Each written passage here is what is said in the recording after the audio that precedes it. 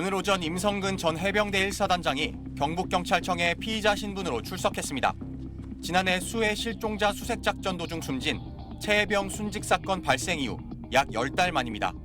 임 전 사단장은 지난해 7월 경북 예천에서 수해 실종자 수색작전에 투입된 해병대 1사단에 무리한 수색을 지시해 최상병을 급류에 휩쓸려 숨지게 한 혐의를 받습니다.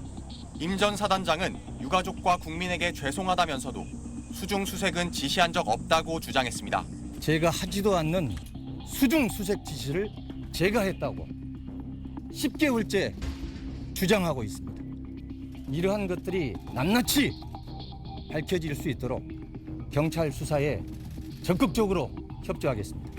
경북경찰청은 사고 발생 후 최근까지 피의자와 참고인 등 관계자 약 50명을 불러 조사했고 수사가 막바지에 이르러 임 전 사단장을 소환했다고 밝혔습니다. 임 전 사단장은 당시 현장 작전 통제권이 육군 54단에 있었고 자신은 지휘권이 없었던 만큼 책임이 없다고 주장하고 있습니다. 그러나 임 전 사단장이 당시 현장 지휘관들의 수색 중단 건의에도 불구하고 정상 작전을 지시했다는 녹취가 경찰에 제출되기도 했습니다. 임 전 사단장은 당시 수색 계속을 명령한 게 아니라 의견을 제시했을 뿐이라는 입장입니다. 최해병 순직 사건 이후 임 전 사단장을 구명하기 위해 국방부와 대통령실 등 윗선이 나섰다는 외압 의혹과 관련해선 공수처 수사가 진행되고 있습니다. 앞서 지난 2일 국회에선 최해병 특검법이 통과됐습니다. SBS 박재현입니다. 최해병 순직 사건의 핵심 인물인 임성근 전 해병대 1사단장이 밤샘 조사 끝에 오늘 아침 귀가했습니다. 전투복 차림으로 경찰에 출석한 임 전 사단장은 22시간이 넘는 강도 높은 조사를 받았습니다. 고 최상병 부모님께 전에 약속한 대로 정확한 진상 규명을 위해서 경찰 조사에 1.1핵 거짓됨 없이 어제 취재진 앞에선 유족과 국민께 죄송하다면서도 업무상 과실치사 혐의는 부인했습니다. 하지도 않는 수중 수색 지시를 제가 했다고 10개월째 주장하고 있습니다. 지난해 7월 경북 예천군 수해 현장에서 최해병이 급류에 휩쓸려 순직한 지 약 10개월 만에 경찰이 임 전 사단장을 불러 대면 조사를 했습니다. 임 전 사단장은 부하 해병대원들에게 무리한 수색작전을 지시해 최해병이 순직에 이르게 한 혐의를 받습니다. 경찰은 조사에서 임 전 사단장이 수중 수색을 지시했는지, 구명조끼 착용 같은 안전대책을 수립했는지 등을 집중 추궁한 걸로 전해졌습니다.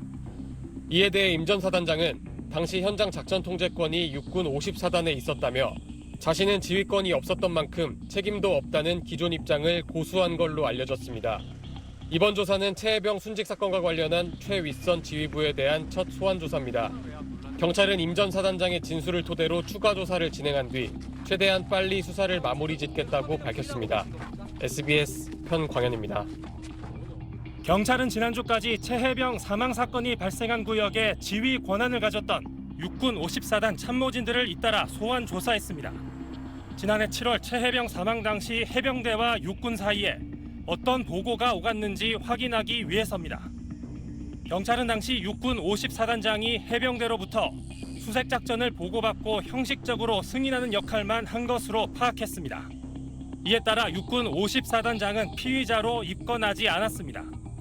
추후 54단장을 참고인으로 조사할 수는 있지만 업무상 과실치사 혐의 적용은 어렵다는 게 경찰의 판단입니다. 경찰은 최해병의 사망을 부른 수중 수색작전의 책임은 해병대에 있는 걸로 보고 있습니다. 줄곧 육군 책임론을 주장하고 있는 임성근 전 해병대 1사단장의 주장과는 정면으로 배치되는 겁니다. 경찰 수사는 대대장과 여단장, 사단장 가운데 어디까지 책임을 물을 수 있는지에 집중되고 있습니다. 대대장은 지시에 따랐다고 진술했지만 여단장과 사단장은 작전 지시를 부인하며 진술이 엇갈리고 있는 상황. 경찰은 당시 수색 일지 등을 토대로 임 전 사단장이 보고를 받고 묵시적인 지시를 했을 가능성도 배제하지 않고 증거 확보에 주력하고 있습니다. 정식으로 초주시는 그래도 상황이 애매해. 내가 사회자님께 몇 번은 거리 드렸는데 첫날부터 알잖아. 애들 강인하게 이렇게 해야지. 이게 하루 이틀 갈 거다. 첫날부터 사기 떨어져서 그러면 안 된다. 또 경찰은 지난 11일 해당 여단장도 피의자로 소환해 조사했습니다. 경찰은 특히 대대장과 여단장의 진술이 첨예하게 엇갈리는 만큼 임 전 사단장에 대한 조사가 끝나는 대로 두 사람을 대질 조사하는 방안도 검토하고 있습니다. SBS 배준우입니다. 최상병 순직 사건이 발생하기 하루 전인 지난해 7월 18일 오후 3시쯤 최상병이 소속된 부대 지휘관들인 이모 7 대대장과 박모 7 여단장의 통화 내용입니다. 당시 실종자 수색 작전 중인 경북 내성천 일대엔 호우 경보가 내려져 있었는데 여단장이 철수에 난색을 표시하며 임성근 당시 해병대 1사단장 얘기를 꺼냈습니다. 정식으로 철수의 씨는 그래도 상황이 애매해. 사단장님께 몇 번은 거리 드렸는데 전날부터 알잖아. 육군 부대는 철수했지만 해병 대원들은 수색 작전을 이어가기로 했습니다.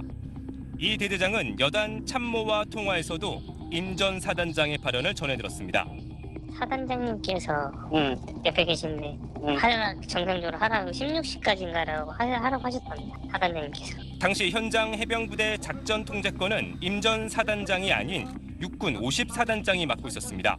정상적으로 진행하라 하면 그 자체로 작전 지속 명령으로 인식하는 계기가 된 것입니다. 이는 합참이나 제2작전사 단편명령에 육군 54단 작전 통제권을 침해하는 직권남용인 것이고, 이 대대장 측은 전화 녹취록을 최상병 순직 사건을 수사 중인 경북경찰청에 제출했습니다.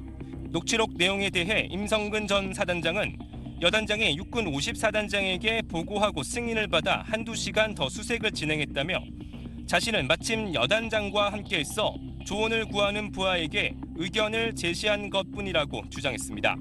그러면서 여단장이 작전 종료 필요성을 자신에게 말하지 않았고 계속 수색하라고 명령한 사실도 없다면서도 어떤 의견을 제시했는지는 밝히지 않았습니다. SBS 최재영입니다.